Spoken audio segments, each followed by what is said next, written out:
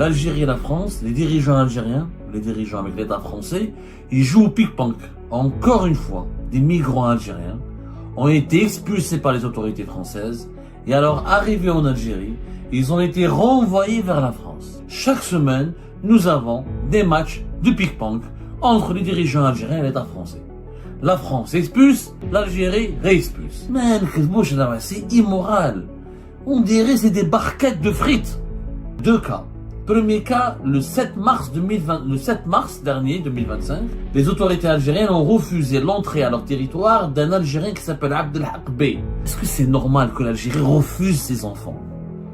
Même s'il n'a pas de laissez-passer consulaire. Est-ce que c'est normal de renvoyer son propre citoyen à l'étranger?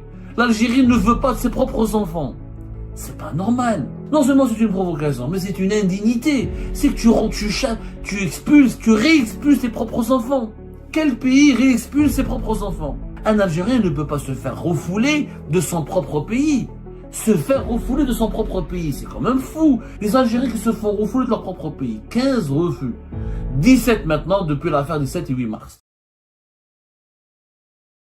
C'est devenu une tendance toxique. C'est devenu une tendance maladive. C'est devenu une tendance dangereuse. C'est devenu une tendance malheureuse. Cette tendance, c'est un pic-panc. L'Algérie et la France, les dirigeants algériens, les dirigeants avec l'État français, ils jouent au pic-panc. Mais ils jouent au pic-panc avec des êtres humains.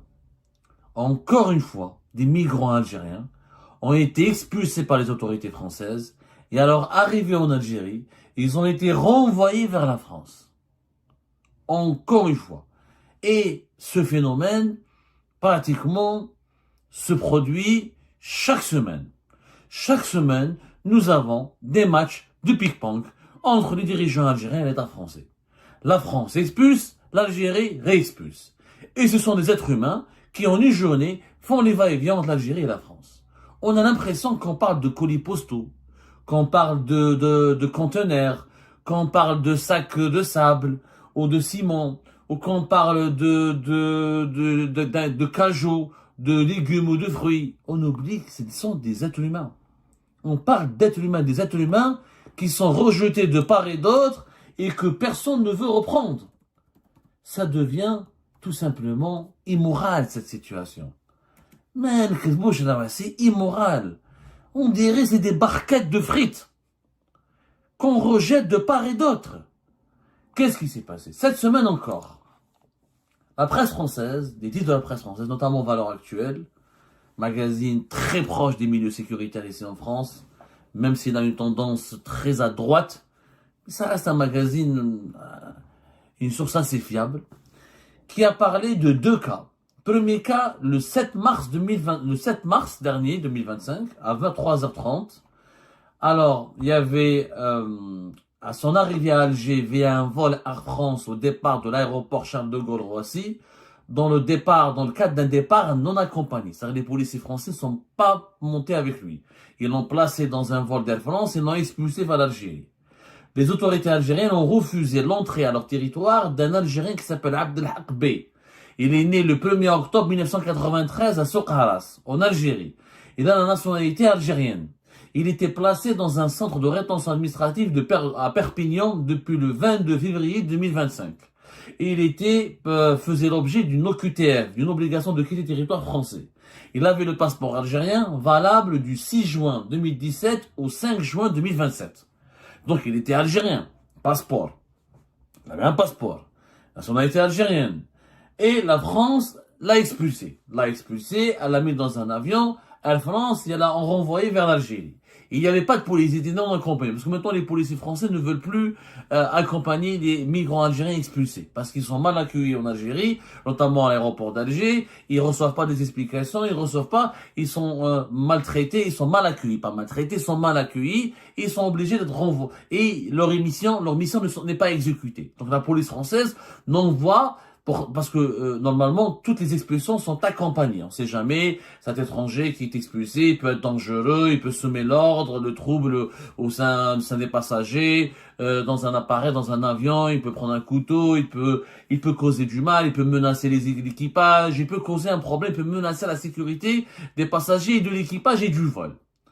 C'est vraiment rare. Normalement, franchement, d'après ce que je sais de la loi, toutes les mesures d'éloignement, toutes les procédures d'expulsion doivent être menées de bout en bout et supervisées depuis le départ de la France vers l'arrivée en Algérie par des policiers français. C'est pas le cas.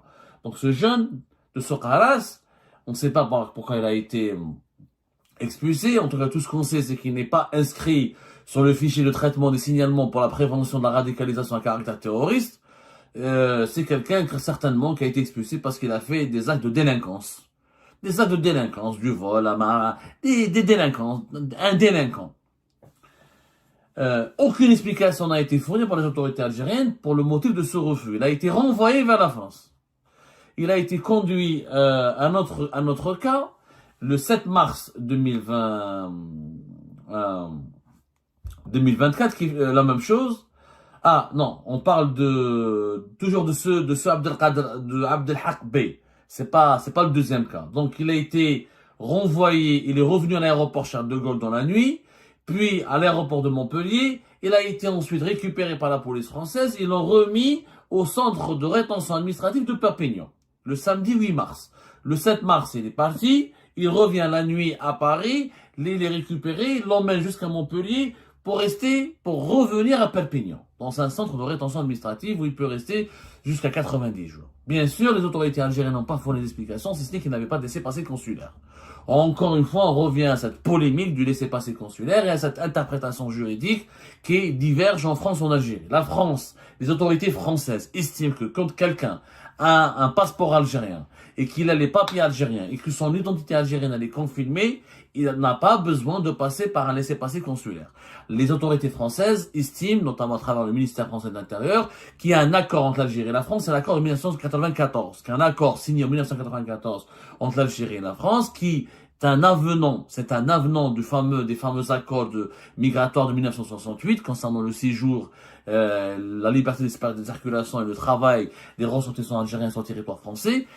En 1994, il y avait une négociation, il y avait un avenant qui stipulait, il y a une disposition selon les autorités françaises, il y a une disposition qui permet aux autorités françaises d'expulser, sans passer par l'obligation de demander un laissez-passer consulaire, les ressortissants algériens dont l'identité, la nationalité algérienne a été démontrée et, comment dirais-je, validée par la détention d'un passeport, d'un document administratif.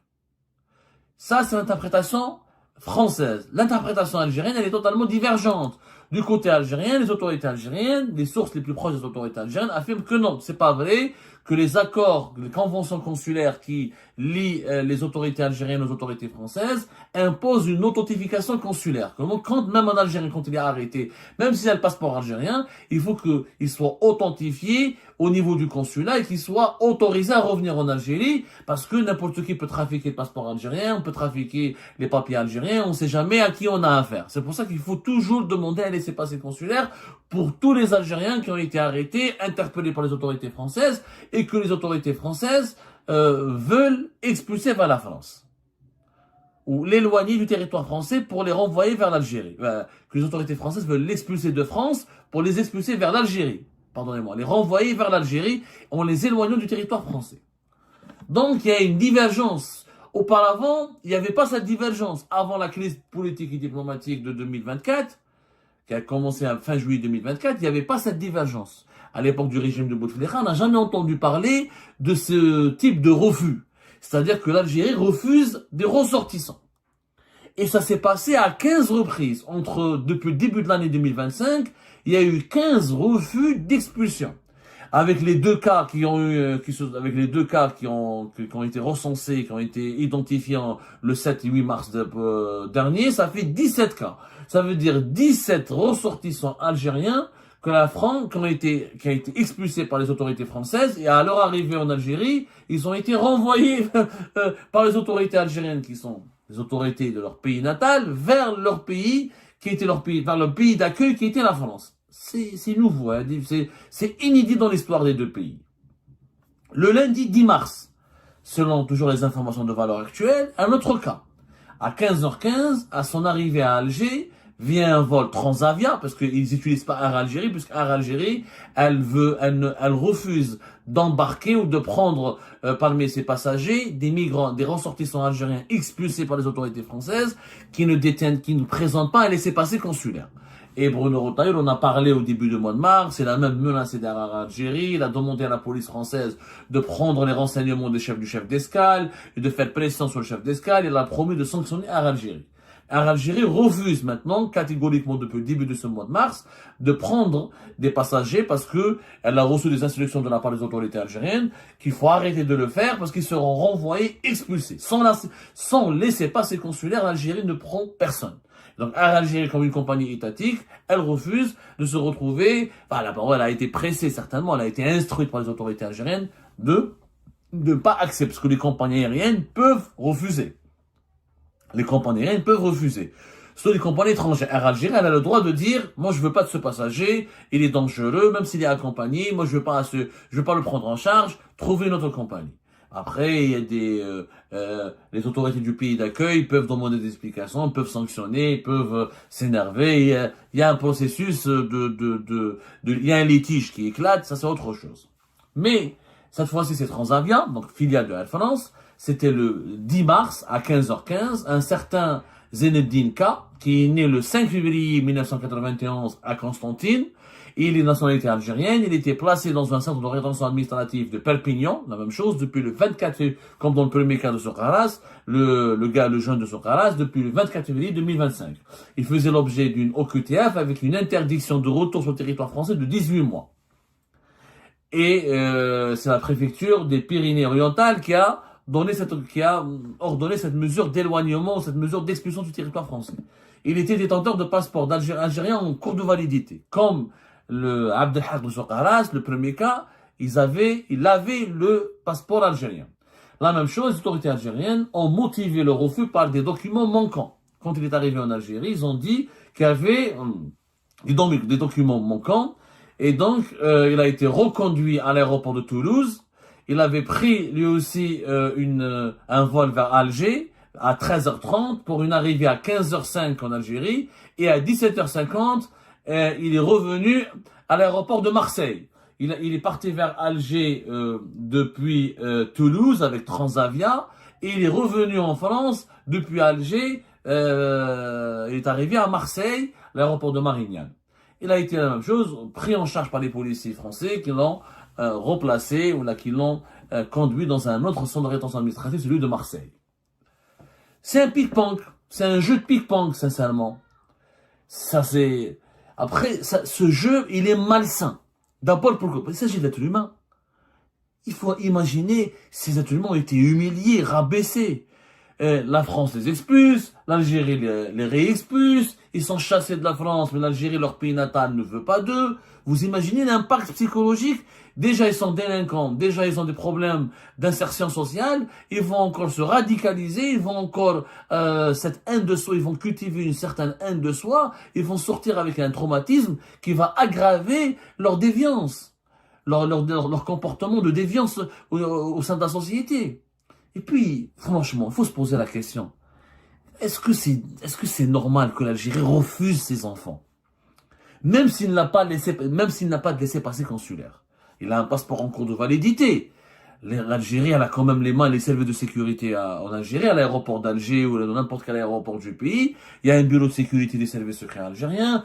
Il y a les douaniers, il y a la police aux frontières. Ils ont les moyens d'authentifier son passeport, de lui faire un interrogatoire, s'il s'avère qu'il est algérien. Est-ce que c'est logique? Est-ce que c'est normal de renvoyer son propre citoyen à l'étranger? L'Algérie ne veut pas de ses propres enfants. C'est pas normal. Je suis désolé. Même s'il n'a pas de laissez-passer consulaire. Moi, j'aimerais bien que une autorité algérienne s'exprime officiellement pour nous exposer les arguments juridiques. Est-ce que les autorités françaises ont raison, oui ou non, de dire qu'il y a un accord qui a été fait en 1994 et qui permet, le protocole de 1994 permet aux autorités françaises d'expulser des ressortissants algériens dont la nationalité elle a été identifiée comme vraiment, c'est-à-dire sa nationalité algérienne a été confirmée par des pièces administratives. Ça a été, cet accord a été signé entre les deux pays le 27 avril 1994.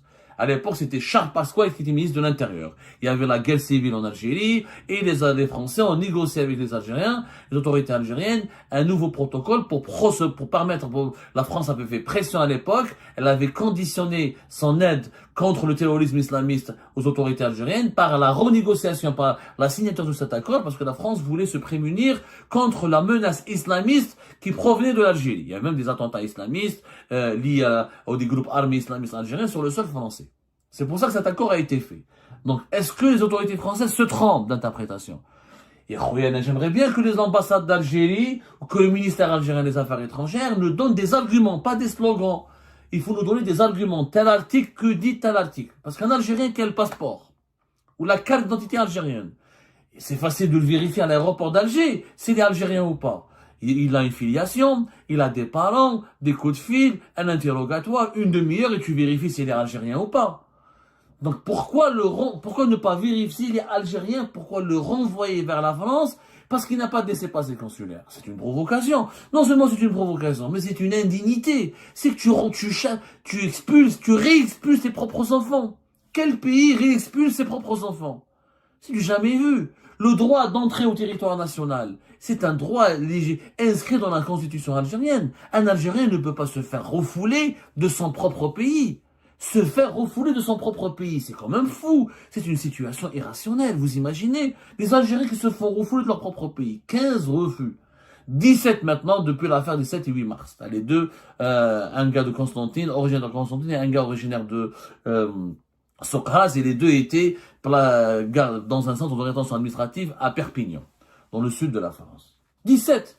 Et les cas sont nombreux. Selon des sources françaises, les autorités françaises ont une trentaine de cas urgents, notamment de personnes qui sont soupçonnées d'être potentiellement des terroristes et de pouvoir faire des actes, de perpétrer des actes terroristes. Que la France veut expulser, mais l'Algérie ne réagit pas. Ou là, elle réagit avec beaucoup de retard, elle prend son temps à étudier, ou là, il y a des refus. Il y a des refus où il y a tellement de lenteur, il n'y a pas de réponse claire et précise, et on laisse les Français en suspens. Clairement, on utilise les laissez-passer pour consulaires et la question des expulsions des migrants algériens comme une arme, comme un outil de pression sur la France. Parce qu'il y a une crise diplomatique et politique, on refuse de reprendre des migrants algériens. Parce qu'il y a une crise politique et diplomatique, on ne délivre pas les laissez-passer consulaires. Parce qu'il y a une crise politique et diplomatique, on fait du chantage à la France, on la déstabilise à travers cette question qui est devenue, et les Français ont montré que c'était un point faible, que c'était leur talon d'Achille, qu'ils ont des exigences de la part de leur opinion publique, que la classe politique française, elle veut absolument rendre des comptes positifs et lutter plus efficacement contre l'immigration clandestine et l'immigration dangereuse, c'est-à-dire les migrants qui commettent des actes qui menacent l'ordre public et la sécurité nationale de la France. Comme il y a des exigences assez élevées, qu'il y a une course contre la montre pour la France pour protéger sa sécurité nationale et l'ordre public et son territoire, et ben les autorités algériennes ont compris que c'était un point faible. Ils ont identifié un point faible, ils l'utilisent jusqu'à quitte à renvoyer, quitte à refuser l'accès au territoire national aux Algériens eux-mêmes. Ça pose des questions de moralité. Que le régime algérien veut faire un bras de fer avec la France. C'est de bonne guerre. Qu'il veut presser ou exercer des pressions ou déstabiliser ses adversaires français parce qu'il y a un rapport de force. Ça peut se comprendre. Mais pas en utilisant la dignité humaine des Algériennes et des Algériens. Pas en utilisant des êtres humains. On n'utilise pas des êtres humains dans un rapport de force politique. C'est extrêmement bas. C'est extrêmement immoral. Et ben voilà les amis, c'est la fin de cette vidéo. Je vous remercie comme d'habitude pour avoir suivi jusqu'à la fin. N'oubliez pas de nous laisser vos commentaires et vos réactions sur le sujet de cette vidéo et de vous abonner à la chaîne si vous n'êtes pas encore abonné. Donc voilà, je vous remercie encore une fois pour votre soutien et pour les discussions que vous menez dans la section des commentaires. C'est vraiment très intéressant. Et je tiens surtout à vous demander juste de respecter un petit peu le cadre des discussions et de ne pas verser dans l'animosité, et dans l'insulte ou dans la calomnie. Donc voilà, merci beaucoup et à la prochaine dans une nouvelle vidéo. Au revoir.